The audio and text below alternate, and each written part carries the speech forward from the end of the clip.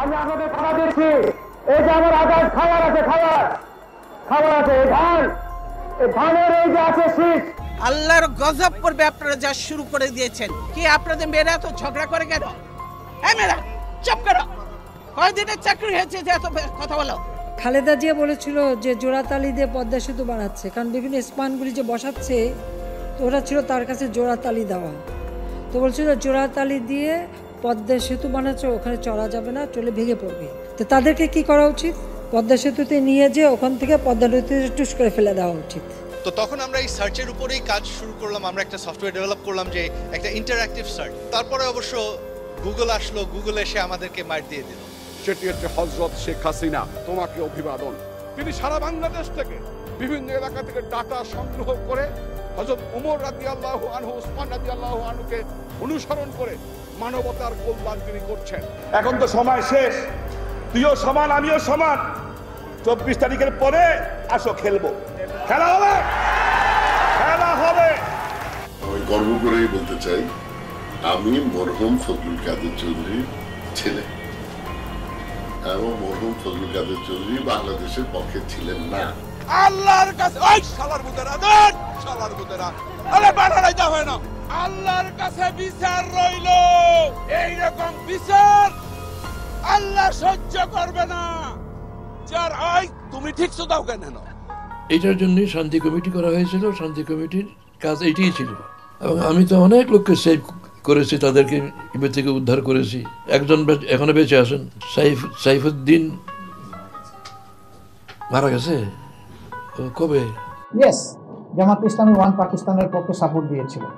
এটা কোনো রাজনীতিতে অপরাধ না, তখন কিন্তু পাকিস্তানের অংশ ছিল পূর্ব পাকিস্তান। তাহলে জামাত ইসলামের জন্য পথ দুটো হলো, দেশের ভিতর থেকে তারা যুদ্ধ করবে পাকিস্তান সেনাবাহিনীর বিরুদ্ধে, আর না হয় তারা পক্ষ নেবে পাকিস্তান সেনাবাহিনী। মাঝখানে কিছু করার কোনো সুযোগ কোনো রাজনৈতিক দলের ছিল না। এই জন্য শুধু জামাত নয়, যারা ও দেশে যেতে পারেননি ইন্ডিয়ায়, তারা সকলেই কিন্তু এক পাকিস্তানের পক্ষে অবস্থান নিয়েছিল।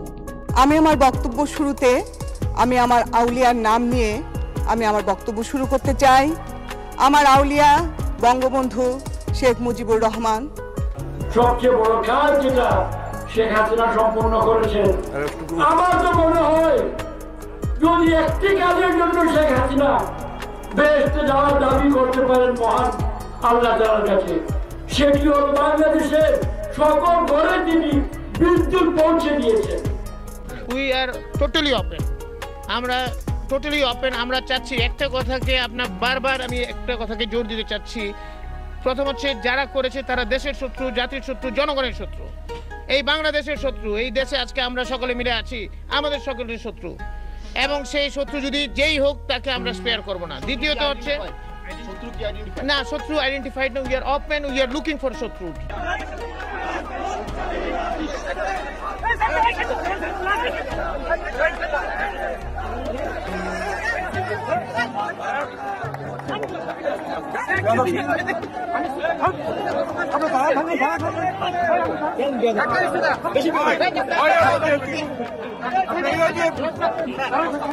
আপনার দ্রব্যমূল্যের যে ঊর্ধ্বগতি বর্তমানে, তার উত্তাপ কি আপনাকে স্পর্শ করেছে? কিছু তো ডেফিনেটলি করেছে। বাসায় গেলে স্ত্রী তো বলে যে আচ্ছা এটার দাম বেড়ে চট্টগ্রাম। আচ্ছা আমি আপনাকে জিজ্ঞেস করি, তো আপনারা সবসময় আমাদেরকে জিজ্ঞেস করেন দ্রব্যমূল্য কেন, মানে জিনিসের দাম কেন বললো। আপনি একটু বলেন তো জিনিসের দাম কেন বললো? জিনিসের দাম বাড়ছে, নানা কারণ আছে। আপনি বলেন না। আচ্ছা একজন পলিটিশিয়ান হিসেবে আজকে আমি একজন সাংবাদিকের কাছে জানতে চাই, আপনি বলেন তো জিনিসের দাম কেন বাড়ছে?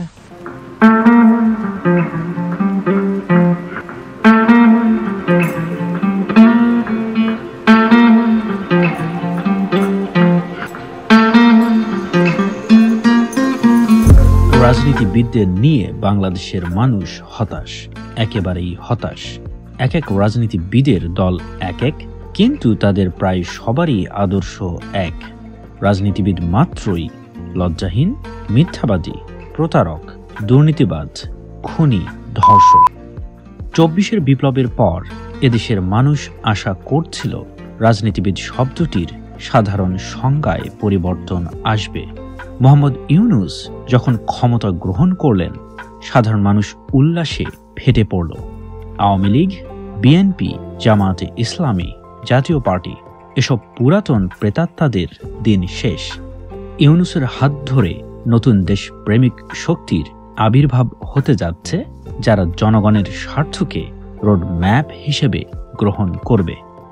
আমজনতা ভেবেছে ইউনূস এই প্রথমবারের মতো এমন একজন শাসক হবেন যিনি জনগণের কথা শুনবেন, বাজারে জিনিসপত্রের দাম কমাবেন, চাকরির বাজার প্রসারিত করবেন, দুর্নীতিকে কবর দেবেন। জনগণের এসব ভাবনাকে ইউনূস কতটা পাত্তা দেবেন সেটা অবশ্য চিন্তার ব্যাপার। কেননা ইউনূস বিশ্বাস করেন একজন প্রকৃত নেতা জনগণের কথা মতো চলেন না। প্রকৃত নেতার নিজস্ব কিছু এজেন্ডা থাকে, সেই এজেন্ডাগুলো বাস্তবায়ন করতে নেতা জনগণকে প্ররোচিত করেন। রাখাল যেমন গরুর পাল মাঠে তাড়িয়ে নিয়ে যায়, সেরকম করে একজন প্রকৃত নেতা জনগণকে নির্দিষ্ট পথে ধাবিত করেন। What is a leader? What is the required quality to be a leader? Well, I'll try to say that, but I never felt that I'm a leader myself. I felt that I'm a loner.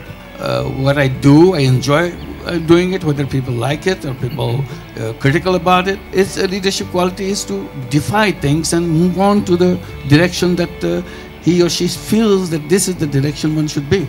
If you're just reflecting what the mass is telling you, you are only doing probably half the work or not doing the right work. জনগণ যদি কিছু চায় আর তা ইউনূসের ভাবনার সাথে সামঞ্জস্যপূর্ণ হয়, ভালো। ইউনূস বলবেন জনগণের ইচ্ছাকেই তিনি প্রাধান্য দিয়েছেন। আর যদি জনগণের চাওয়ার সাথে ইউনূসের ভাবনা বিরোধপূর্ণ হয়, ইউনূস সেটিকে একটি মহলের ষড়যন্ত্র হিসেবে চিহ্নিত করবেন, এরপর ষড়যন্ত্রকারীদের শক্তি প্রয়োগে দমন করবেন। বিশ্বাস করতে কষ্ট হচ্ছে? একটু অপেক্ষা করুন, প্রমাণ করে দেখাচ্ছি।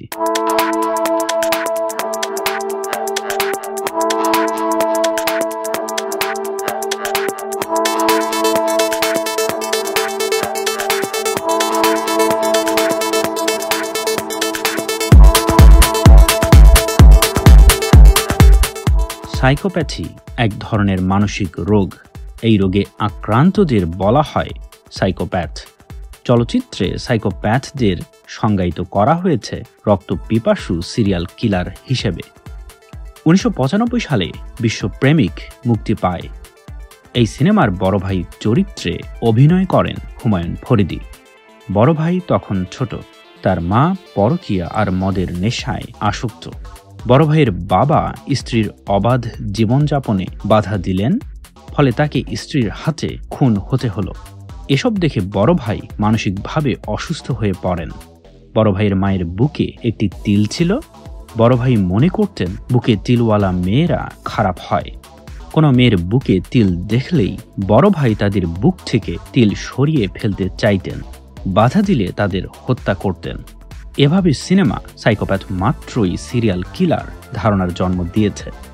এটা সত্য যে এরশাদ শিকদারের মতো বহু সিরিয়াল কিলার সাইকোপ্যাথ ছিলেন, কিন্তু বহু সাইকোপ্যাথ সিরিয়াল কিলার মানে এই নয় সব সাইকোপ্যাথ সিরিয়াল কিলার।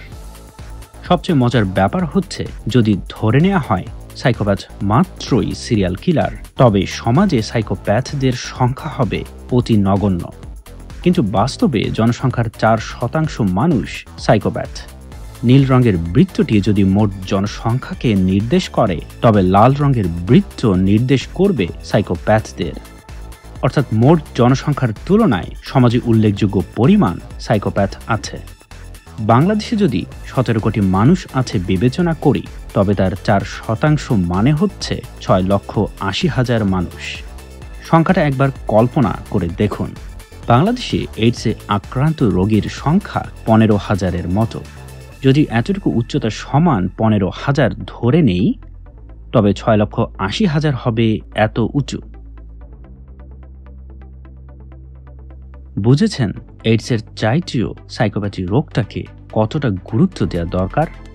কেন সাইকোপ্যাথি রোগটিকে সবার ফোকাসে আনা হচ্ছে না? এটা বোঝার আগে আমাদের বুঝতে হবে সাইকোপ্যাথ আসলে কারা।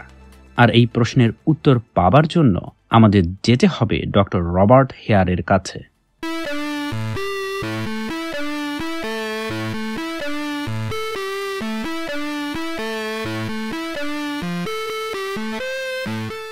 ডক্টর রবার্ট হেয়ার সাইকোলজি পড়াতেন কানাডার ব্রিটিশ কলম্বিয়া বিশ্ববিদ্যালয়ে। পেশাগতভাবে মনোবিজ্ঞানী হওয়ায় মানুষের মনোজগৎ নিয়েই কাজ করতেন হেয়ার। তিনি লক্ষ্য করেন কিছু কিছু লোক একেবারেই অন্যরকম, কথা বললে তাদের সাধারণ মানুষের মতো মনে হয়, কিন্তু এই লোকগুলো অবাধে মিথ্যা, চুরি, ধর্ষণ, হত্যাকাণ্ড ঘটাতে পারে যা সাধারণ মানুষ পারে না। এই লোকগুলোর সবকিছুই যেন প্যারাডক্স, ভেতরে এক বাইরে আরেক। 1963 সাল হেয়ার গবেষণা করছিলেন শাস্তি সম্পর্কে। তিনি একটি গুজব শুনতে পেলেন, কারাগারে বন্দী কিছু আসামিকে কঠোর শাস্তি দিয়েও নিয়ন্ত্রণে আনা যাচ্ছে না, তারা নাকি শাস্তির তোয়াক্কাই করছে না। হেয়ার ছুটে গেলেন নিউ ওয়েস্ট মিনিস্টারে অবস্থিত কেন্দ্রীয় কারাগারে। সেখানে একজন নয়, দুজন নয়, হেয়ার সাইকোপ্যাথদের খনির সন্ধান পেলেন। কয়েক দশক গবেষণার পর হেয়ার সাইকোপ্যাথি রোগ নির্ণয়ের একটি টেস্ট তৈরি করেন, যা বিশ্বব্যাপী সাইকোপ্যাথি রোগ নির্ণয়ের স্ট্যান্ডার্ড হিসেবে ব্যবহৃত হয়, যার নাম PCLR, পূর্ণরূপ সাইকোপ্যাথি চেকলিস্ট রিভাইজড। এই টেস্টে একজন ব্যক্তির ক্ষেত্রে সাইকোপ্যাথি রোগের 20টি লক্ষণ যাচাই করা হয়। একটি লক্ষণ একজন ব্যক্তির ভিতর পরিষ্কারভাবে উপস্থিত থাকলে ব্যক্তি 2 নম্বর পান, সামান্য উপস্থিত থাকলে ব্যক্তিকে 1 নম্বর দেওয়া হয়, আর যদি উপস্থিত না থাকে ব্যক্তি পান 0 নম্বর। এরপর 20টি লক্ষণের বিপরীতে প্রদত্ত নম্বরগুলো যোগ করা হয়। যোগফল যদি 30 বা তার বেশি হয়, ব্যক্তি সাইকোপ্যাথি রোগে আক্রান্ত বলে প্রমাণিত হবেন। চলুন দেখি PCLR টেস্টটি আমাদের চিরচেনা রাজনীতিবিদদের উপর প্রয়োগ করলে কি দাঁড়ায়। টেস্টের প্রথম অপশনে যাচাই করা হবে একজন ব্যক্তিকে লোক দেখানো কাজ করেন।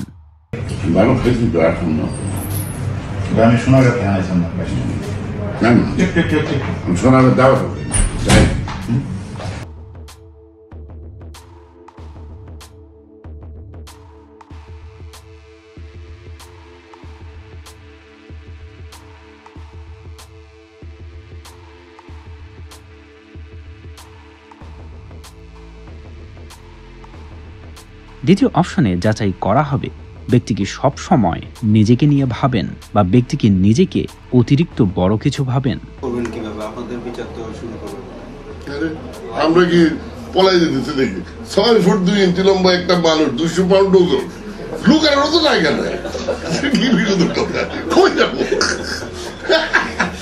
বিশেষ দূরে ভূমিকা আমি পালন করতে পারিনি, নামমাত্র।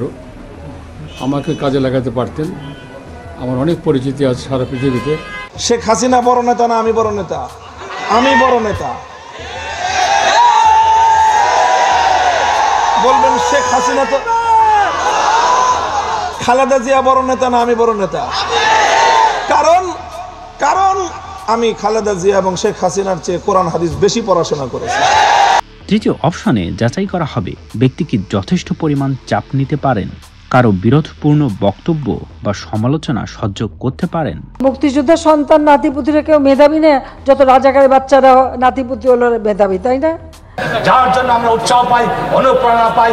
আমাদের সেই আজকের প্রধান অতিথি জননেতা, আওয়ামী লীগের বিপ্লবী সাধারণ সম্পাদক, গণপ্রজাতন্ত্রী বাংলাদেশের সড়ক পরিবহন ও সেতু মন্ত্রী, জননেতা জনাব ওবায়দুল কাদের এমপি আমাদের সামনে দিক নির্দেশনামূলক এই উন্নয়ন শান্তি সমাবেশে বক্তব্য রাখবেন। জননেতা জনাব ওবায়দুল কাদের এমপি। এত কথা বল, উপস্থাপক এত কথা বল। For months, we have tried to get an interview with Muhammad Yunus in order to get some answers to the many critical points raised in this program. We finally tracked Muhammad Yunus to a business fair in Valencia, in Spain, where he is receiving yet another award. I've sent him the question 6 weeks ago, and I've kept on doing this week after week after week. Also to Lamia. Send it to me, and I will take care. We arranged, and then we send it on the right spot. Just he doesn't want to do it today. Let's see with that time.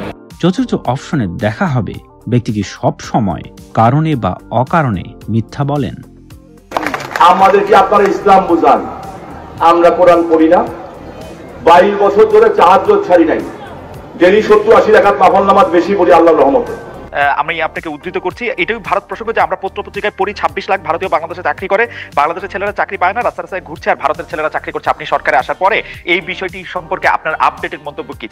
ভারতীয় এখন কি করছেন? Thank you. এটা আমি প্রথমে আপনাকে বলে রাখি, এটা কিন্তু আমি উপদেষ্টা হওয়ার পর বলি নাই। অনেকে এটা কনফিউশন ছড়ানোর জন্য, এটা আপনি ক্লিয়ার আছেন, আমি উপদেষ্টা হওয়ার পর বলি নাই। এটা উপদেষ্টা হওয়ার আগে ভারতের যে বাংলাদেশের প্রতি বর্বর কিছু রীতি, সেগুলি সমালোচনা করতে গিয়ে আমি একটা পর্যায়ে বলেছিলাম। দেয়ালের যে লেখাগুলো যখনই দেখি অবাক লাগে, এত কথা কিভাবে এদের মনে আসলো।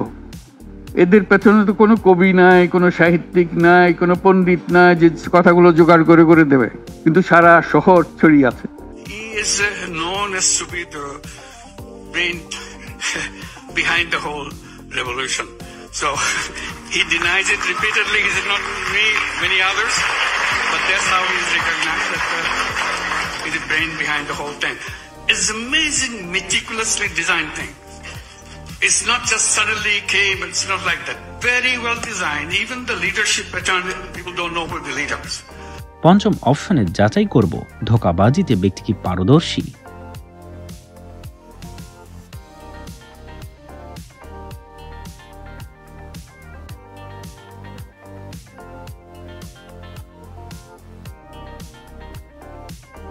ষষ্ঠ অপশনে আমরা যাচাই করব ব্যক্তির অনুশোচনা বোধ বা অপরাধ বোধ আছে কি।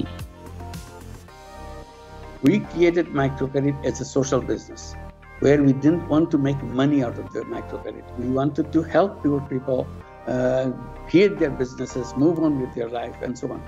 Some people use this idea of microcredit to make money out of the poor people. They took the loan shark path.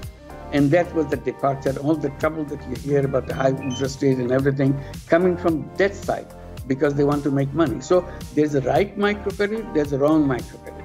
আমার বাসায় কাজ করে গেছে পিয়ন, সে এখন 400 কোটি টাকার মালিক, হেলিকপ্টার ছাড়া চলে না। সপ্তম অপশন ও অষ্টম অপশন প্রায় একই রকম। আমরা যাচাই করব ব্যক্তির আবেগের প্রকৃতি কি ভাষা ভাষা, ব্যক্তিকে স্পর্শকাতর বিষয়ে বেমানান আচরণ করেন। আমি রাতে আমার কাছে টেলিফোন আসে, অমুক জায়গায় ডাকাতি হয়েছে, আমি বললাম যে আল্লাহ আল্লাহ করো, আর কিছু করার নাই। কি করার আছে? যে ডাকাতি হয় সেখানে যদি পুলিশ না থাকে কি করবে? বড়ই দিয়ে ইফতার করেন না কেন? আঙ্গুর লাগবে কেন? আপেল লাগবে কেন? আর কিছু নাই আমাদের দেশে? পেয়ারা দেন না, সবকিছু দেন, প্লেটটা ওইভাবে সাজান। সমস্যা কি? দু একটা সমালোচনা শুনলে হাজার হাজার মানুষ আমাকে যা তা লিখে, সো হোয়াট? আমি যদি জানি আমি সত্য পথে আছি, সমস্যা কি? আমি যদি at the end of the day, আমি যখন একা থাকবো, তখন যদি আমার মনে হয় না আমি অন্যায় করি নাই, 1 কোটি মানুষ কি বলবে, তাতে কি আসে যায়? আমাদের সার উৎপাদন যেন ঠিক থাকে, তার জন্য প্রয়োজনে লোডশেডিং দিতে হয়, সেটাও দেবে। আর তাছাড়া বোধহয় মাঝে মাঝে দেওয়া ভালো, কারণ মানুষ শতভাগ না ভুলে যায় যে কি ছিল। তো আমি মাঝে মাঝে বলি যে আমাদের দেশের মানুষকে একটু মনে করে দেওয়া উচিত, মাঝে মাঝে একটু লোডশেডিং দিয়ে দেখানো যে এই ছিলেন, এই পেয়েছেন। The Prophet of Islam, he married a businesswoman.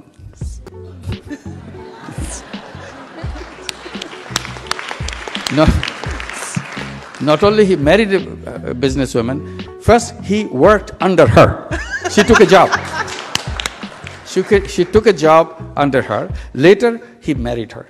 I said, if you want to be a good Muslim, you have to follow the footsteps of the great Prophet. And you have to marry a businesswoman. And if you can't find one, come to us. We have plenty of them. নবম অপশনে আমরা যাচাই করব পরজীবীর মতো কাউকে ব্যবহার করে ব্যক্তি কি স্বার্থ উদ্ধার করেছেন। এরকম ক্ষেত্রে স্বার্থ আদায়ের পর সাইকোপ্যাথ ব্যবহারকারীকে ভুলে যান। One good thing about the young people is they're very quick in changing, adapting to the way the future is. So if you can concentrate on that, you build a new society very quickly. Yunus সাহেবের সাথে দেখা হইছে আপনার? তেবাগার হামালত দেখা হই আর ফুলুত্তরা দিলাম ইয়ো গরম মাইসি সাদা তুলি এর ফুলুত্তরাইবে দিয়াইল দে আর রাতা না। কি কথা হইছিল তখন? গর্ব দেব বলে হইল সুবিয়া হাতুরা মাইস বুঝছিল আর লগে ইয়া হতা হইল আজ এত তো আর মা মরে গিয়ে সুবিয়া হাতু যখন মজ্জে আর নাই এলে হয়ে দেরি। ছাত্রলীগ কিন্তু আওয়ামী লীগের অঙ্গ সংগঠন না। ছাত্র রাজনীতি আসলে ছাত্রলীগের জন্ম কিন্তু আওয়ামী লীগের আগে।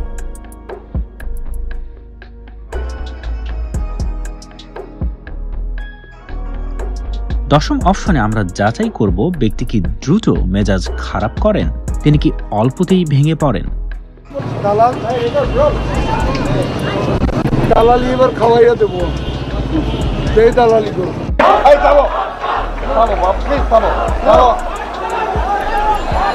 রাস্তায় নামো আর হরতাল কর, দাঁড়াও। একাদশ অপশনে দেখব ব্যক্তির কি একাধিক যৌন কেলেঙ্কারির অভিযোগ আছে। আচ্ছা ভাই, আপনি যে বিয়ে করছেন কত বছর ধরে বিয়ে করছেন? 2 বছর হয়েছে। 2 বছর ধরে। তাহলে আপনি এই যে এত জায়গা থাকতে আপনি রয়্যাল রিসোর্টে কেন আসলেন? সময় কাটাইতে বা এই যে রাত কাটাতে দিন কাটাতে কেন রয়্যাল রিসোর্টে আসলেন? না, আপনি বেরোতে অন্য জায়গায় বেরাইতে পারেন, আপনি তো এখানে রুম নিয়ে থাকতেছেন। আমি একটা ডেফিনেটলি হ্যান্ডসাম ম্যান ছিলাম, এখন অত হ্যান্ডসাম ম্যান ছিলাম, এখনো মেয়েরা আমাকে পছন্দ করে।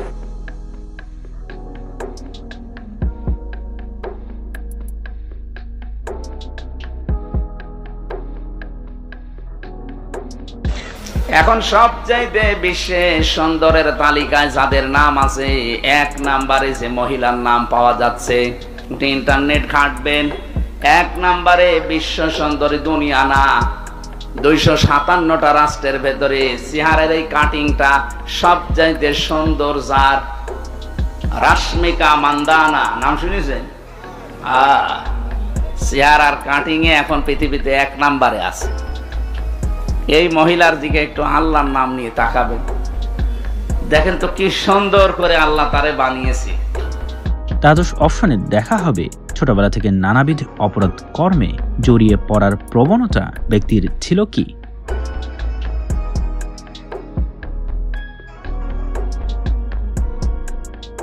ত্রয়োদশ অপশনে দেখা হবে ব্যক্তি কি পূর্ব পরিকল্পনা করে কাজ করেন নাকি অদূরদর্শী তড়িৎ পদক্ষেপ নেন।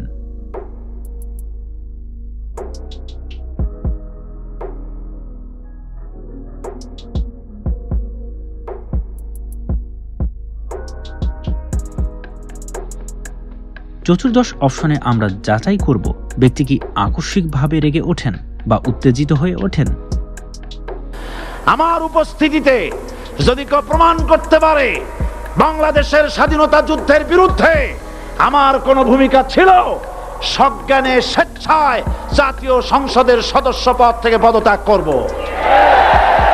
3 বছর পার হয়ে গেছে, আজ পর্যন্ত কেউ এই চ্যালেঞ্জের মোকাবেলা করে নাই। সুতরাং আমাকে যারা রাজাকার বলবে তারা পিতৃ পরিচয়হীন অবৈধ সন্তান। নাটোর জেলা আওয়ামী লীগের উপদপ্তর সম্পাদক মোহাম্মদ আলমগীর হোসেন এখানে আর উপস্থিত আছেন। এত কথা বলতে হবে কিন্তু কিসের ছাত্র রাজনীতি? তার ছেলে কোকো মারা গেছে, আমি ভাবলাম আমি বাংলাদেশের প্রধানমন্ত্রী, সব মানুষের দায়িত্বই তো আমার, ভালো মন্দ সবই। আমি সিদ্ধান্ত নিলাম আমি যাব, খালেদা জিয়াকে সহানুভূতি দেখাবো। আমার তরফ থেকে আমার মিলিটারি সেক্রেটারি যোগাযোগ করলো, সময় ঠিক হলো, যেই গুলশানে তার যেখানে ছিল সেখানে আমি গেছি, মুখের সামনে দরজা বন্ধ করে তালা দিয়ে দিল। আমিও বলেছি শিক্ষাঙ্গনে ছাত্র রাজনীতি নিষিদ্ধই হওয়া দরকার। আজ তোমরা যে কথা মর্ম উপলব্ধি করছো, আজ থেকে 100 বছর পূর্বে আমাদের পূর্বসূরি হাকিমুল উম্মত হযরত শাহ আশরাফ আলী থানভী রাহমাতুল্লাহি আলাইহি বলে গিয়েছিলেন, কোন শিক্ষাঙ্গনে ছাত্রদের রাজনীতি চলতে পারে না। আমিও সে কথার সঙ্গে সুরে সুর মিলাই, শিক্ষাঙ্গনের ভিতরে ছাত্রদের কোন রাজনৈতিক কর্মকাণ্ড চলতে পারে না। পঞ্চদশ অপশনে আমরা দেখব ব্যক্তির আচরণ কি সামাজিকতার মানদণ্ডে স্বাভাবিক আছে। 4 দিনের মধ্যে আমরা কলকাতা দখল করে নেব, আমরা দখল করে নেব। সামরিক বাহিনী, ছাত্র জনতা, আমরা একত্রে আছি। আমরা আমার 5000 সদস্য, এই 5000 সদস্যের মধ্যে অর্ধেকই নবীন, 2500 আমরা যুদ্ধের মাঠে যেতে পারি। আর এর সাথে যদি 30 লাখ ছাত্র জনতা যোগ হয়, তাহলে ভারত তো দূরের কথা, আমেরিকাও আমাদের সাথে টিকবে না ইনশাআল্লাহ। আপনারা যদি চট্টগ্রাম নিয়ে লাফালাফি করেন, আমরা কলকাতা, 7 সিস্টার, আগরতলা সবকিছু নিয়ে টান দেব। আপনাদের দায়িত্ব হবে এটাকে রক্ষা করা। এই যে নারী সমাজের যে জাগরণের কথা বলছি, নারী সমাজের বিরাট অবস্থানের পরিবর্তনের কথা বলছি, আর তার সামনে গরিব মেয়েদের হাত থেকে একটা ব্যাগ কেড়ে নিয়ে যাবে সম্ভব? যে এটাতে হাত দেবে তার হাত আমরা ভেঙে দেব। ভারতের মোদীকে বলতে চাই, মোদী শুনে রাখ, তুই কান খুলে শুনে রাখ, বাংলাদেশের জনগণ ঐক্যবদ্ধ ছিল, ঐক্যবদ্ধ আছে এবং ঐক্যবদ্ধ থাকবে। ষোড়শ অপশনে যাচাই করব ব্যক্তি কি একাধিক পার্টনারের সাথে শারীরিক সম্পর্ক রাখেন।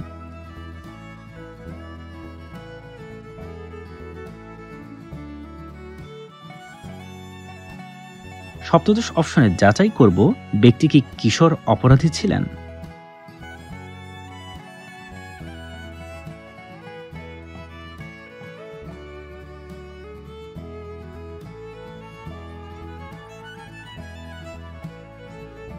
অষ্টাদশ অপশনে দেখা হবে ব্যক্তি শর্ত সাপেক্ষে শাস্তি এড়িয়ে জেল থেকে বের হয়ে আবারও শর্ত ভেঙেছেন কিনা। ঊনবিংশ অপশনে যাচাই করা হবে ব্যক্তি কি নিজের কর্মফলের দায় এড়াতে চান। আমাকে বলা হয়েছে আমি সুদখোর, বহুবার বলা হয়েছে,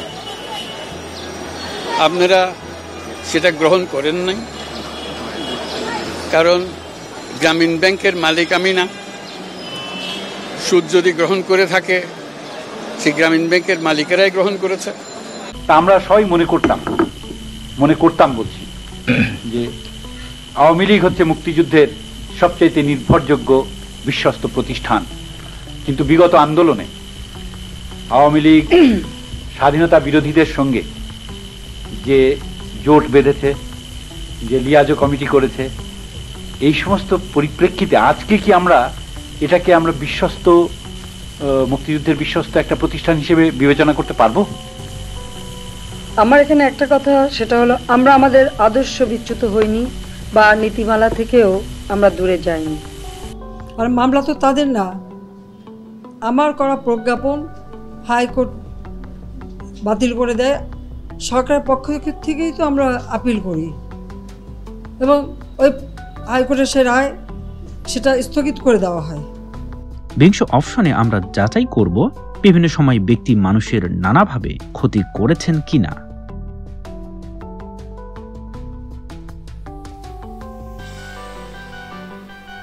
বাংলাদেশের সকল প্রভাবশালী রাজনীতিবিদদের উপর যদি এভাবে পিসিএলআর টেস্টটি যাচাই করা হয়, তারা সবাই সাইকোপ্যাথি রোগে আক্রান্ত বলে প্রমাণিত হবেন। রাজনৈতিক ক্ষমতার অন্যতম উৎস, যখন ক্ষমতা আসে তখন অন্য অনেক কিছুই ধরা দেয়। কিন্তু মজার ব্যাপার হলো ক্ষমতার অধিকারী হবার পরও সাইকোপ্যাথরা সন্তুষ্ট হয় না। তারা সমাজে একের পর এক সংকট সৃষ্টি করে। কেন? এই প্রশ্নের উত্তর করেছেন ডক্টর অ্যান্ড্রু লোবাচেভস্কি।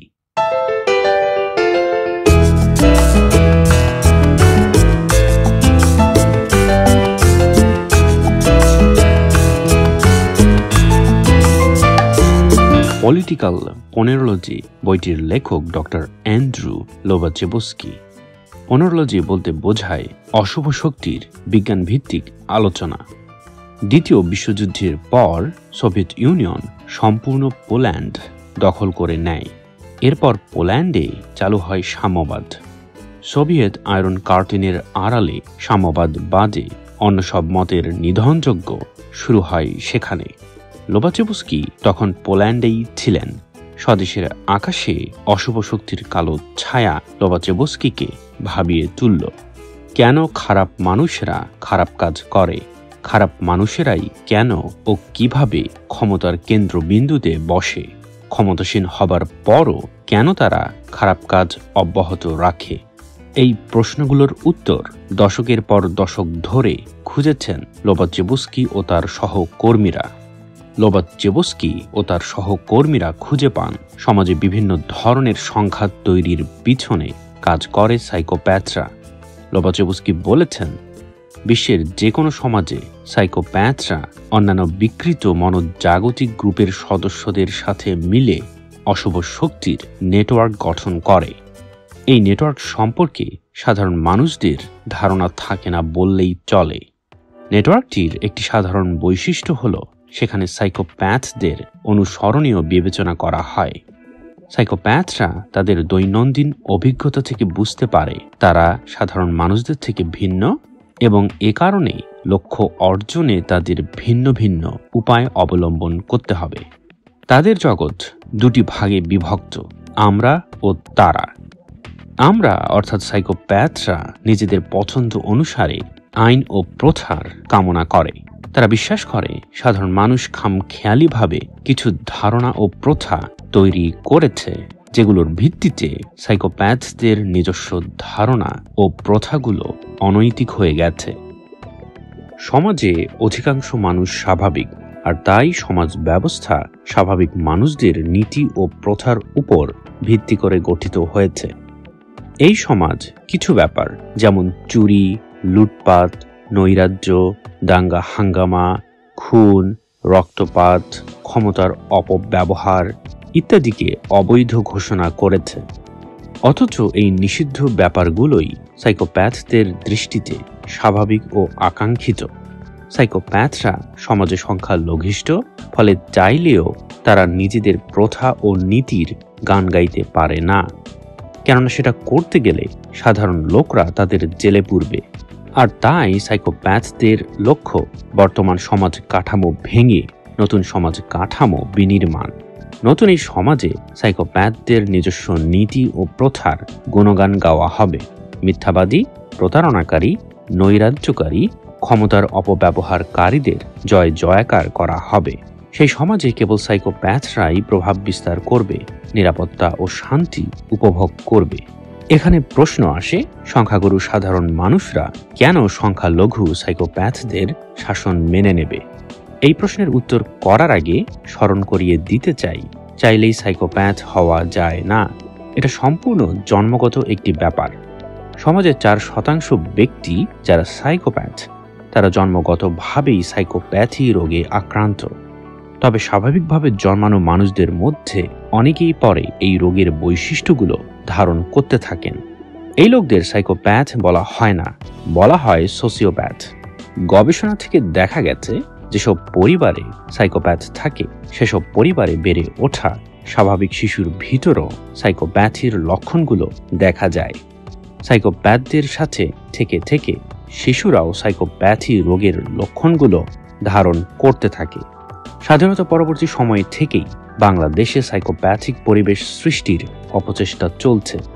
লোক দেখানো কাজকে সাধুবাদ জানানো হচ্ছে, অহংকারকারীদের আদর্শ হিসেবে গ্রহণ করা হচ্ছে, মিথ্যাবাদীদের চেয়ারে বসানো হচ্ছে, দায় এড়ানোর স্বভাবকে স্বাভাবিক ধরে নেওয়া হচ্ছে, পরজীবীর মতো বেঁচে থাকার গুণগান গাওয়া হচ্ছে, দুশ্চরিত্রদের বক্তব্য শোনা হচ্ছে, যুদ্ধের দামামা বাজানো হচ্ছে। পুরো সমাজ খোলাখুলিভাবে সাইকোপ্যাথদের বৈশিষ্ট্যগুলোকে প্রমোট করছে। এভাবেই সাধারণ মানুষরাও ধীরে ধীরে সাইকোপ্যাথদের বৈশিষ্ট্যগুলো ধারণ করছে, হয়ে পড়ছে সোসিওপ্যাথ। যখন সমাজের অধিকাংশ মানুষ সোসিওপ্যাথ হয়ে পড়বে, সাইকোপ্যাথি রোগাক্রান্ত ব্যক্তিরা সমাজে সংখ্যাগরিষ্ঠতা অর্জন করবে, তখন তাদের নীতি ও প্রথাই স্বাভাবিক ধরে নেওয়া হবে।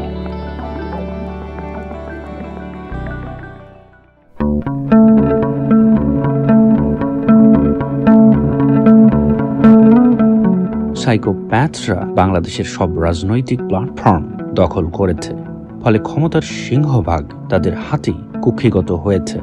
কিন্তু ক্ষমতা আরেকটা জিনিস থেকে পাওয়া যায়, সেটা হলো টাকা। বস্তুত ক্ষমতা আর টাকা একে অপরের অনুগামী, একটা এলে অন্যটাও আসে। বর্তমানে বাংলাদেশের অর্থনীতির সবচেয়ে বড় অংশ নিয়ন্ত্রণ করছে কতগুলো কর্পোরেশন। এই কর্পোরেশনগুলো টাকা তৈরির অন্যতম উৎস।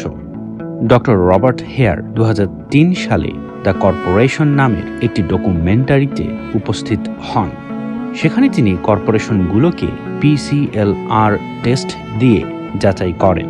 তিনি দেখান কর্পোরেশনগুলো মূলত সাইকোপ্যাথি রোগের বৈশিষ্ট্যগুলো ধারণ করে গড়ে উঠেছে। The psychopath's relations with others are superficial. একজন সাইকোপ্যাথ অন্যদের সাথে কৃত্রিম, অগভীর ও ও ভাষা সম্পর্ক তৈরি করে। দেখে মনে হয় খুব মধুর সম্পর্ক, তবে সেই সম্পর্কে কোনো প্রাণ থাকে না। সম্পর্ক সৃষ্টিকারী ব্যক্তিকে প্রভাবিত করে লক্ষ্য আদায় সাইকোপ্যাথ ব্যক্তির উদ্দেশ্য। কর্পোরেশনের ক্ষেত্রেও একই ব্যাপার লক্ষ্য করা যায়। কর্পোরেশনে পাবলিক রিলেশনস ফার্ম থাকে, যারা সময়ের অর্ধেক অংশ আর বাজেটের একটা বড় অংশ ব্যয় করে একটা নির্দিষ্ট ভাবমূর্তি জনগণের সামনে দাঁড় করাতে। কর্পোরেশন সম্পর্কে আপনাকে যা দেখানো হয় তা মিথ্যা। বাস্তবের কর্পোরেশন সম্পূর্ণ ভিন্ন, যা আপনার থেকে লুকিয়ে রাখা হয়। সাইকোপ্যাথ মাত্রই আত্ম অহংকারী। তার চিন্তার কেন্দ্রবিন্দুতে শুধু আমি আমি আমি। সাইকোপ্যাথ মনে করে সবকিছুর কেন্দ্রে তাকেই থাকতে হবে। সে সবার চেয়ে ভালো আর মেধাবী। একটি কর্পোরেশনকেও একই ধরনের মানসিকতা ধারণ করতে হয়। কোনো কর্পোরেশন যদি নিজেকে প্রতিযোগী কর্পোরেশনগুলোর চাইতে দুর্বল ভাবে, তবে সেই কর্পোরেশন বেশি দূর এগুতে পারবে না।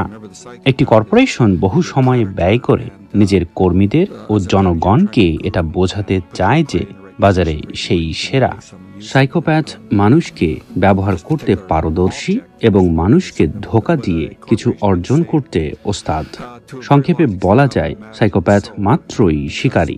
শিকারী যেমন শিকারকে অনুসরণ করতে থাকে, সঠিক স্থান ও সময়ের অপেক্ষায় ওত পেতে থাকে, তেমনি একজন সাইকোপ্যাথও কোনো ব্যক্তির সাথে সম্পর্ক তৈরি করে সঠিক পরিস্থিতিতে তাকে ঘায়েল করতে চায়। কর্পোরেশনও কি একই ধরনের? হ্যাঁ, কারণ কর্পোরেশনগুলো জনমত পরিবর্তনের জন্য প্রয়োজনীয় সবকিছুই করে থাকে। যেমন একটা কর্পোরেশনের সেলসম্যানরা হয়তো কোনো কারণে হতাশ, কিভাবে পণ্য বিক্রি করবে বুঝতে পারছে না। সেক্ষেত্রে সেলস মিটিংয়ে উপস্থিত সবাইকে নানাভাবে বোঝানোর চেষ্টা করা হয় কেন পণ্য বিক্রি সম্ভব। সাইকোপ্যাথ মাত্রই অনুভূতিহীন, যার মানে হলো অন্যের আবেগ বোঝার শক্তি সাইকোপ্যাথের থাকে না। তারা হয়তো হালকা অনুধাবন করে থাকে আবেগ কি কি বিষয়ের সমন্বয়ে সৃষ্ট, কিন্তু তারা নিজেরা এই আবেগ অনুভব করতে পারে না। একটি কর্পোরেশন বা কোম্পানিও কি অনুভূতিহীন? হ্যাঁ, সংজ্ঞানুসারে তাই হওয়া উচিত। কারণ কোনো কর্পোরেশন যদি প্রতিযোগীদের অবস্থা নিয়ে বা জনগণের কল্যাণ নিয়ে ভাবতে থাকে, তবে সেটি উল্লেখযোগ্য পরিমাণ মুনাফা অর্জনে ব্যর্থ হবে। সাইকোপ্যাথের বেআইনি কাজের দায়ভার বহনের মানসিকতা থাকে না। যখন সাইকোপ্যাথ বেআইনি কাজ করতে গিয়ে ধরা খায়, তখন সে বলে, আমি বুঝতে পেরেছি, আমি সত্যি দুঃখিত। কেবলমাত্র ধরা খাবার পরই তার মুখ থেকে অনুশোচনা সূচক বাক্য শোনা যায়।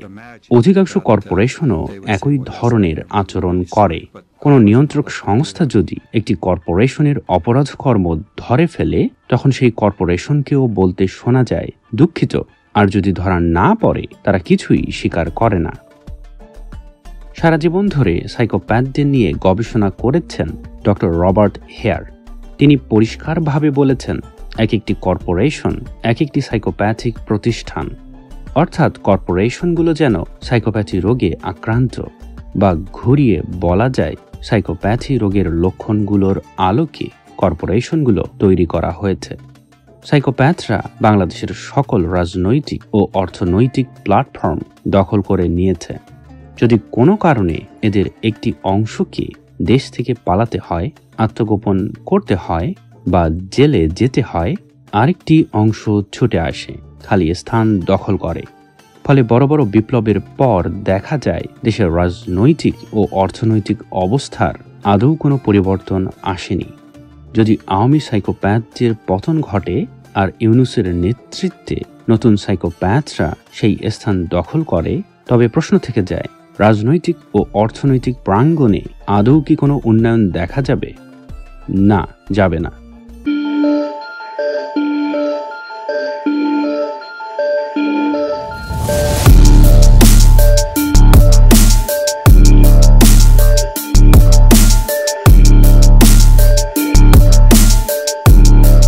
জার্মান দার্শনিক জোহান গটফ্রিড হার্ডার মনে করতেন, প্রতিটি জাতির সুনির্দিষ্ট কিছু বৈশিষ্ট্য থাকে। এই বৈশিষ্ট্যগুলোর ভিন্নতার কারণে ভিন্ন ভিন্ন জাতি ভিন্ন ভিন্ন অর্থনৈতিক ও রাজনৈতিক কর্মকাণ্ডে লিপ্ত হয়। জার্মানরা ইঞ্জিনিয়ার, ফ্রেঞ্চরা শিল্পী, সুইসরা ব্যাংকার, আর বাঙালিরা বক্তৃতাবাদ। রাজনৈতিক সংস্কৃতি বিবেচনায় জার্মানি, ফ্রান্স, সুইজারল্যান্ডের সাথে বাংলাদেশের তুলনা করা অসম্ভব। বাংলাদেশের অধিকাংশ মানুষ দরিদ্র, মুসলিম, বাঙালি। তিনটি মতবাদ বাংলাদেশে গুরুত্ব পাবার কথা ছিল: সমাজতন্ত্র, ইসলাম, জাতীয়তাবাদ। তবে এই মতবাদগুলোর কোনোটি সম্পূর্ণরূপে বাংলাদেশিদের জীবনে প্রবেশ করেনি, করেছে আংশিকভাবে। এদেশের মানুষ শিক্ষা, স্বাস্থ্যসেবা, খাদ্য স্বল্প মূল্যে বা বিনামূল্যে চায়, আবার ব্যক্তি মালিকানায় জমি, ব্যবসা রাখতে চায়। বাংলাদেশিরা মোল্লাদের সম্মান করে, তবে মোল্লাদের ক্ষমতায় বসাতে নারাজ। বাঙালি হবার পরও এদেশের মানুষ হিন্দিতে গান শুনে, আমেরিকান মুভি দেখে বা ইউরোপিয়ান খাবার খায়। অনেকেই মনে করতে পারে এদেশের মানুষ ধর্মনিরপেক্ষ, কারণ মুসলিমরা হিন্দুদের পূজায় যোগ দেয়, খ্রিস্টানদের বড়দিন উদযাপন করে। কিন্তু কোনো অমুসলিম ইসলামের অবমাননা করলে এদেশের মানুষ রোষে ফেটে পড়ে, অপরাধীর ফাঁসি দাবি করে। অর্থাৎ ধর্মনিরপেক্ষতাও এদেশের মানুষ সম্পূর্ণভাবে গ্রহণ করেনি, করেছে আংশিকভাবে। ধর্মনিরপেক্ষ নয়, বাঙালিরা আসলে ধর্মভীরু। বাংলাদেশের রাজনৈতিক পরিমণ্ডলে সমাজতন্ত্র, ইসলাম, জাতীয়তাবাদ, ধর্মনিরপেক্ষতা তত্ত্বগুলোর কোনোটারই একক শ্রেষ্ঠত্ব নেই। রাজনৈতিক দলগুলো সেই সত্য অনুধাবন করে নিজেদের দর্শন ঠিক করেছে। যে দলগুলো একাধিক তত্ত্বকে গলাধকরণে সক্ষম হয়েছে, তারা বেশিরভাগ মানুষের সমর্থন পেয়েছে। যেমন আওয়ামী লীগ জাতীয়তাবাদ, ধর্মনিরপেক্ষতা ও সমাজতন্ত্র গ্রহণ করেছে। বিরোধী দল হিসেবে বিএনপি ধারণ করেছে ইসলাম, জাতীয়তাবাদ ও সমাজতন্ত্র। ফলে কিছুটা বৈসাদৃশ্য বজায় রেখে দল দুটি বাংলাদেশের প্রধানতম রাজনৈতিক দলে পরিণত হয়েছে। ইসলামিক দলগুলো ইসলাম নিয়ে নাচানাচি করেছে ঠিকই, সামান্য জনসমর্থনই আদায় করতে সক্ষম হয়েছে। অনুরূপ কথা বামপন্থী দলগুলোর ক্ষেত্রে সমানভাবে সত্য। জাতীয় পার্টি বিএনপির ছায়া আদর্শে গঠিত একটি দল বিএনপির জায়গা দখলের চেষ্টা করেছিল, ব্যর্থ হয়েছে। ইউনূস যদি ইসলামিক দলগুলোর ঘাড়ে চেপে ক্ষমতায় আসতে চান, পর্যাপ্ত জনসমর্থন পাবেন না। বামদের ঘাড়ে চড়া আরও অযৌক্তিক। আওয়ামী লীগকে প্রতিস্থাপন করতে গেলে ভারতীয় চরের খেতাব পাবেন, আর যদি বিএনপিকে ধ্বংস করতে চান সম্ভবত ব্যর্থ হবেন, যেভাবে জাতীয় পার্টি ব্যর্থ হয়েছে। সমাজতন্ত্র, জাতীয়তাবাদ, ইসলাম ও ধর্মনিরপেক্ষতা, এই চার তত্ত্বকে একটি ত্রিভুজ ও একটি বৃত্তের মাধ্যমে উপস্থাপন করা যাক। বৃত্তের কেন্দ্রে আমরা সমাজতন্ত্রকে স্থাপন করেছি, কারণ সমাজতন্ত্র দেশের বড় দলগুলো গ্রহণ করেছে। ত্রিভুজের শীর্ষ বিন্দুগুলোতে তিনটি বৃহৎ তত্ত্বকে স্থাপন করা হয়েছে। আওয়ামী লীগ ও বিএনপির অবস্থান এই ত্রিভুজের দুই বাহুর মাঝখানে। লক্ষণীয় দিক হল এই ত্রিভুজের তৃতীয় আরেকটা বাহু আপাতত দৃষ্টিতে খালি আছে, যা মৌলানা আব্দুল হামিদ খান ভাসানী 70-এর দশকেই অনুভব করেছিলেন। ভাসানী ইসলাম, সমাজতন্ত্র ও ধর্মনিরপেক্ষতাকে একীভূত করে রুবুবিয়াহ বা পালনবাদ নামের নতুন একটি তত্ত্ব প্রস্তাব করেন। ভাসানীর তত্ত্বের নাম পালনবাদ না রেখে রাখা যেত ইসলামিক সমাজতন্ত্র। তখন হয়তো অনেকেই ভাসানীকে প্রশ্ন করতেন, ইসলাম কিভাবে সমাজতান্ত্রিক হয় বা সমাজতন্ত্র কিভাবে ইসলামিক হয়? ভাসানী বলেছেন, আমি যখন হুকুমতে রব্বানিয়ার কথা বলি তখন শুধু কমিউনিস্ট ও বামপন্থী রাজনীতিবিদরাই বিরোধিতা করেন না, সঙ্গে সঙ্গে দক্ষিণপন্থী এক শ্রেণীর আলেম ওলামা এবং ধর্মান্ধ রাজনীতিবিদও প্রচণ্ড আপত্তি উপস্থাপন করেন। পালনবাদ অর্থাৎ ইসলামিক সমাজতন্ত্রের সংজ্ঞা দিয়ে ভাসানী বলেছেন, আল্লাহ রবগুণে গুণান্বিত হইয়া শুধু সব কিছুর সৃষ্টি করিয়া যাইতেছেন না, সব কিছুকে বিশেষ উদ্দেশ্যে লালন পালনও করিতেছেন। স্রষ্টার এই পালনবাদের আদর্শই হইল রুবুবিয়ত। সকল কর্মসূচি ও পরিকল্পনায় রুবুবিয়তের আদর্শ যে রাষ্ট্রে প্রয়োগ করা হইবে তাহাই হুকুমতে রব্বানিয়া। একটি পরিবারে পিতা যেমন সন্তান সন্ততিদের অভাব অনটন অনুযায়ী সব কিছুর ব্যবস্থা করিয়া তাহাদের প্রতি পালন করিয়া থাকেন, রাষ্ট্রীয় প্রতিনিধিগণ রাষ্ট্রের নাগরিকদের জন্য অনুরূপ ব্যবস্থা প্রবর্তন করিবেন। ভাসানীর বক্তব্য থেকে প্রমাণিত হয়, ভাসানী চান বাংলাদেশের দরিদ্রদের রাষ্ট্রীয়ভাবে লালন পালন করা হোক। আওয়ামী লীগ ও বিএনপি উভয়ই আংশিকভাবে একই কাজ করেছে। দুটি দলই দরিদ্রদের পেছনে বিপুল পরিমাণ রাষ্ট্রীয় অর্থ ব্যয় করেছে। সেদিক বিবেচনায় ভাসানীর পালনবাদে নতুন কি আছে? ভাসানী উত্তর করেছেন এভাবে, আমি বলিয়া থাকি সকল সম্পদের মালিকানা একমাত্র আল্লাহর, মানুষ উহার আমানতদার মাত্র। তাই আল্লাহর নামে রাষ্ট্রের সকল সম্পদ প্রয়োজনের ভিত্তিতে সমানুপাতিক হারে বন্টন করিয়া ব্যক্তিগত মালিকানার উচ্ছেদ করিতে হইবে। কমিউনিস্টরা ব্যক্তিগত মালিকানার উচ্ছেদ কামনা করেন বটে, কিন্তু তাহাদের মতে উহা আল্লাহর নামে না হইয়া রাষ্ট্রের নামে হইতে হইবে। আলেম ওলামারা সব কিছুতে আল্লাহর মালিকানা মানিয়া লইয়া থাকেন বটে, কিন্তু ব্যক্তিগত মালিকানার উচ্ছেদ কামনা করেন না। অর্থাৎ ভাসানী সম্পদ বন্টন করতে চান বা সমাজতন্ত্র কায়েম করতে চান আল্লাহর নামে। রাষ্ট্রের নামে সম্পদ বন্টন করতে গেলে সমাজতন্ত্র বিরোধীদের আপত্তি শুনতে হয়। এদেশের মানুষও পুরোপুরি সমাজতন্ত্র গ্রহণ করতে নারাজ। কিন্তু যদি আল্লাহর নামে সমাজতন্ত্র কায়েম করা যায়, তবে মুসলিম প্রধান দেশে কেউই এর বিরোধিতা করতে পারবে না, কারণ তখন সমাজতন্ত্রের বিরোধিতা মানে হবে ইসলামের বিরোধিতা। ভাসানী বলেন, হুকুমতে রব্বানিয়ার মূল কথা, আল্লাহর দোস্ত আমাদের দোস্ত, আল্লাহর দুশ্মন আমাদের দুশ্মন। এই সমিতি সমাজতন্ত্রবাদীদের এ তো কেবল লা ইলাহাই কায়েম করিবে না, সেখানে ইল্লাল্লাহর বীজও বপন করিবে। সম্পদ ভাগ বাটোয়ারা করতে গিয়ে নেতারা যদি দুর্নীতি পরায়ণ হয়ে পড়েন, তাহলে পালনবাদ কার্যকর হবে না। ভাসানী সেই সত্য তুলে ধরে বলেছেন, আমি উপলব্ধি করিতে পারিয়াছি, যত সরকারি বদল করি না কেন কোনো ফলদয় হইবে না, যদি না শাসকবর্গ চরিত্রবান হয়। শাসক চরিত্রবান হইলে গোটা সমাজটাই কল্যাণময় পুত পবিত্র পরিবেশের দিকে ধাবিত হয়, আর চরিত্রবান লোকেরাই কেবল আল্লাহর রাজত্ব কায়েম করিতে পারে। অর্থাৎ ভাসানী চান সৎ চরিত্রের পালনবাদী নেতা। এই ধরনের নেতৃত্ব পেতে হলে নতুন ধরনের শিক্ষা ব্যবস্থার গোড়াপত্তন করতে হবে।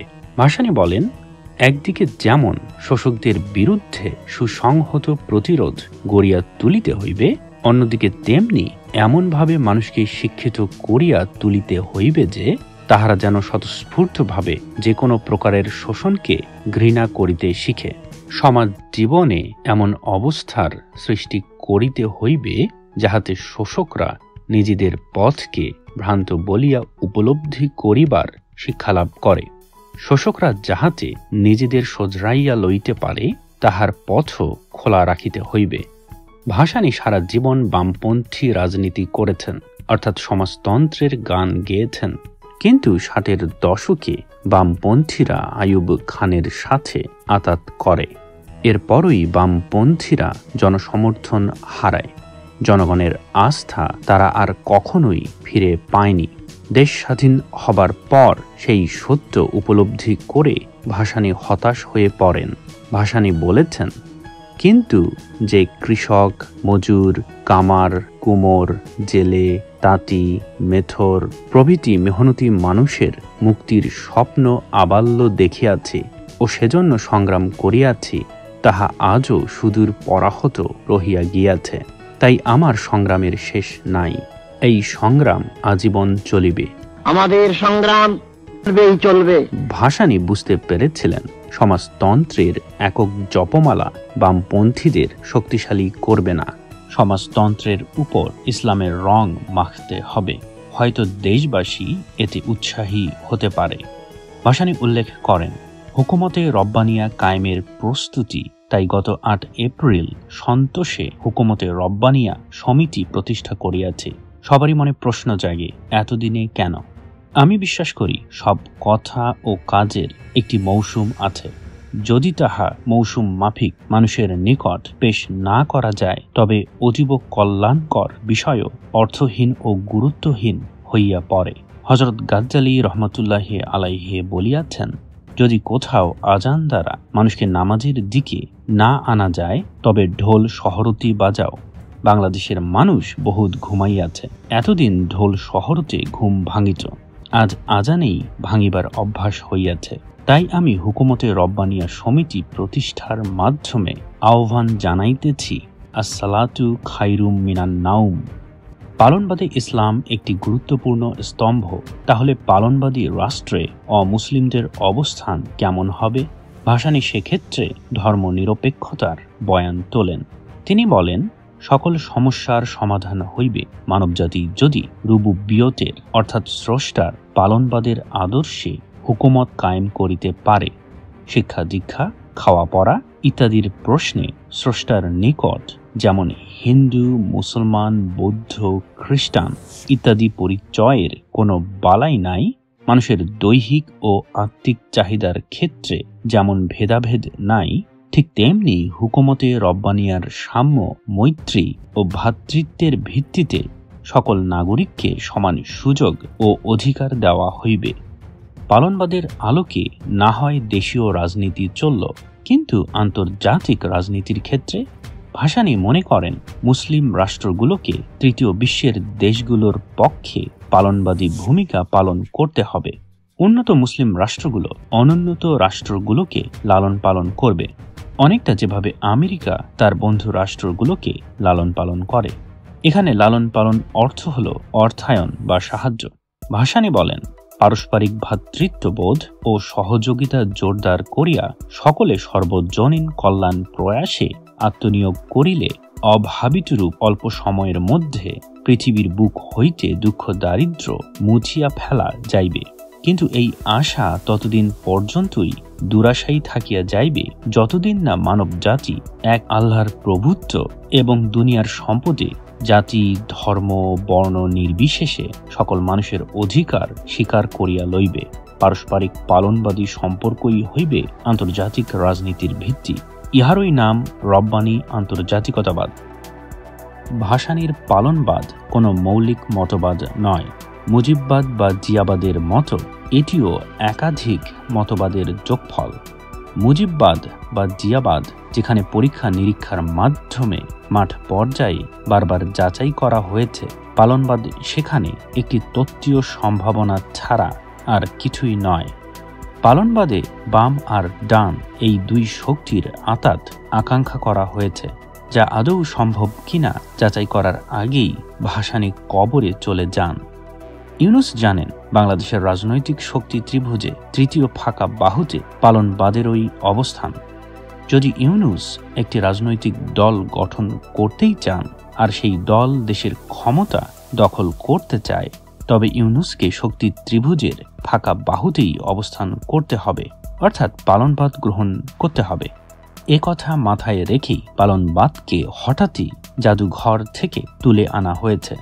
পালনবাদ তথা রবুবিয়ত, আমরা যখন এই আন্দোলন করেছি তখন আমরা বলেছি একটি কথা যে আমরা দায় ও দরদের সমাজ চাই, রাজনীতি চাই। তো ওখানে মাওলানা ভাসানীর এই যে পালনবাদ মানে হচ্ছে একজন রব, উনি আমাদের প্রতিপালক, উনি আমাদেরকে পালন করতেছেন। আমাদের দায়িত্ব হচ্ছে রবের খলিফা হিসাবে আমাদেরকেও পালন করা। ফলত এই যে পালন কিন্তু অধিকার না, বরং দায়িত্ব। ফলত এই দায়িত্বের যে রাজনীতি, ওইটাকে আমরা সামনে আনার চেষ্টা করেছি, যেটা হচ্ছে মাওলানা ভাসানী ওনার যে স্মৃতিকথাগুলো আছে, উনি আপনারা দেখবেন উনি বারবার বলার চেষ্টা করেছেন যেটা পালনবাদের সাথে যুক্ত, সেটা হচ্ছে এক ধরনের দরদ বা এক ধরনের অনুকম্পা যেটাকে বলি, কম্পেশন যেটাকে বলি, রহমত যেটাকে বলি। এই যে ধারণাগুলোকে উনি ওনার জীবনব্যাপী প্র্যাকটিস করে গেছেন এবং এই যে ওনার পীর মুরিদি সিলসিলা থেকে বলি, ওনার দেওবন্দের প্রশিক্ষণ থেকে বলি, আবার বৈশ্বিক যে শাসন শোষণ বিরোধী সমাজতান্ত্রিক লড়াইয়ের কথা বলি, সব কিছুর সংমিশ্রণে উনি এমন একটি জীবন ভিক্ষা আমাদেরকে দিয়ে গেছেন যার মাধ্যমে আমরা শুধুমাত্র বাংলাদেশের ফ্যাসিস্টবাদী ব্যবস্থার বিরুদ্ধে লড়াই নয়, বরং বৈশ্বিক যে লড়াই আছে, বৈশ্বিক যেই প্রাণ প্রকৃতি রক্ষার লড়াই আছে, বৈশ্বিক যে ফ্যাসিস্ট যেই আইডিওলজিস এবং হিন্দুত্ববাদ জায়নবাদকে লড়াইয়ের ব্যাপার আছে, আরও যত ধরনের লড়াই আছে নিপীড়িত মানুষের, সব লড়াইয়ে মাওলানা ভাসানী শুধুমাত্র বাংলাদেশের জন্য নয়, পুরো দুনিয়ার জন্যই প্রতিকৃত। এখন প্রশ্ন হলো, পালনবাদীরা কি ক্ষমতার ময়ূর সিংহাসনে বসবে? এই প্রশ্নটার উত্তর আমি করব না, কারণ কোন মতবাদের উপর ভর করে সাইকোপ্যাথদের কোন গ্রুপ ক্ষমতায় বসলো সেটা আদৌ গুরুত্বপূর্ণ নয়। আমাদের বোঝা প্রয়োজন সাইকোপ্যাথরা পালনবাদ, মুজিববাদ, জিয়াবাদ এসব তত্ত্ব বিশ্বাস করে না, তত্ত্বগুলোকে শুধুমাত্র ব্যবহার করে। পৃথিবীতে বহু ধরনের মানুষ আছে, বিভিন্ন ধরনের মানুষ বিভিন্নভাবে চিন্তা করে। ঠিক তেমনি সাইকোপ্যাথদের বেশ কতগুলো গ্রুপ আছে। এই গ্রুপগুলো তাদের নিজেদের মতো করে সাইকোপ্যাথিক সমাজ ব্যবস্থা কায়েম করতে চায়। তাদের সবারই উদ্দেশ্য একই, শুধু তফাৎ এখানে কে কিভাবে নতুন এই সিস্টেম তৈরি করবে। যে গ্রুপ নতুন সিস্টেম বানাতে পারবে তারাই সেই সিস্টেমে রাজত্ব করবে, তাই নয় কি? নতুন সিস্টেম বানানোর প্রতিযোগিতাই সাইকোপ্যাথদের গ্রুপগুলোর আন্তঃদ্বন্দ্বের মূল কারণ।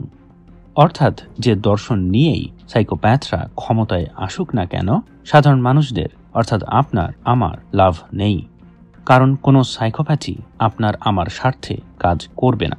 তারা কাজ করবে শুধুমাত্র তাদের স্বার্থে, তাদের জন্য একটি নতুন ওয়ার্ল্ড অর্ডার তৈরি করতে।